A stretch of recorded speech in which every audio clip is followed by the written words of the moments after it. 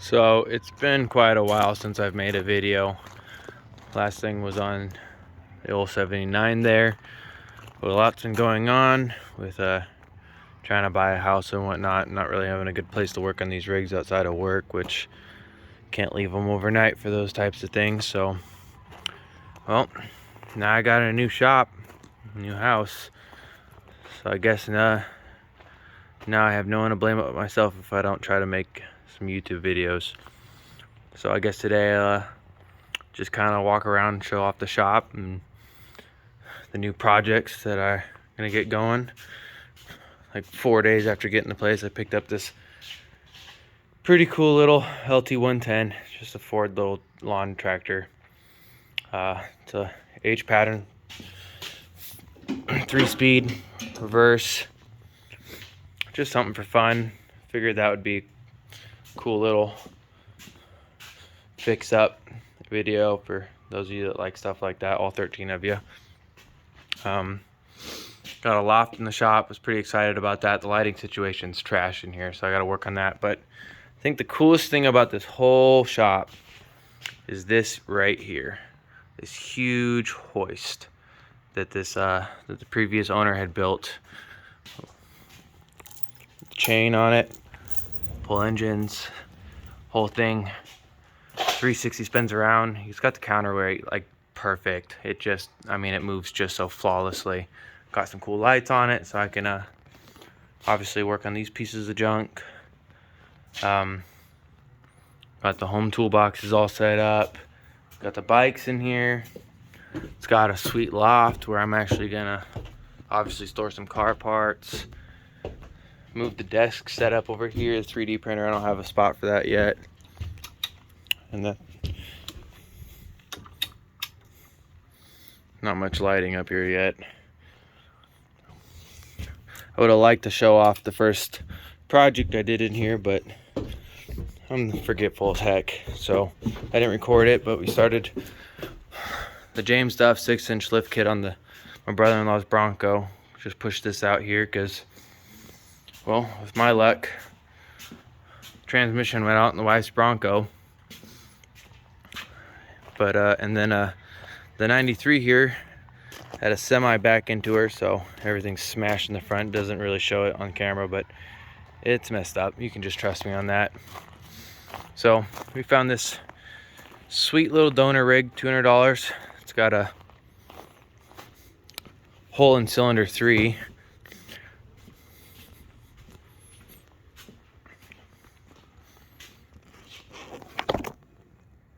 Yeah, she's dunzos, but it's got minty 4-wheel drive, and I guess my luck turned around a little bit because the transmission was rebuilt 2,000 miles before the engine blew up back in 2019. So I'm pretty stoked about that. It just so happens to be the same transmission that's in the Bronco.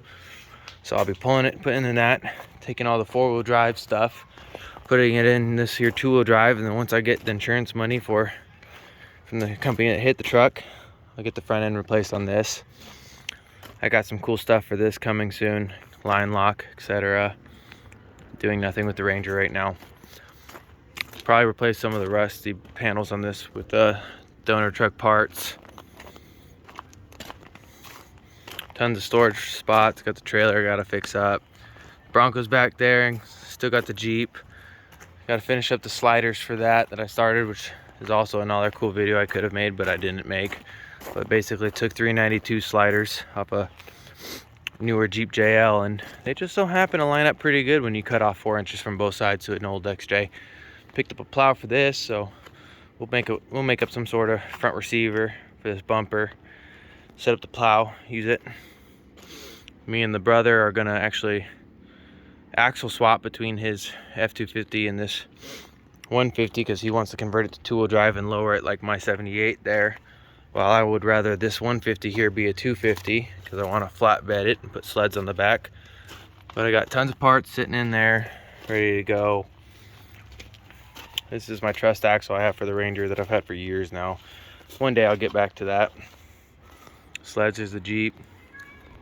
But hopefully now that I have a place, it's dry, warm when it's cold out, and cool when it's hot out, hopefully I can actually make some videos for the 5 of my friends that watch these videos, and you know, entertain myself and have some memories too. Another cool thing that came with the shop with this super sweet gun safe. I think it's from the 50s. Couldn't find for sure, but it was pretty cool. They had the combo with it too. I was a little worried about that when I was buying the place. Got grand thumbs onward research. That was obviously the first sticker I added. And then we had to, you know, put some custom touches on the shop. Got some Ford era stickers. More to come. Old Pennzoil sign from the shop. And you know, you got to represent America. Always got to represent. TV for looking up YouTube videos when I don't know what I'm doing. Over here we got John's 400. May end up going in the 79. I'm suspecting bad cam bearings, a low oil pressure issue.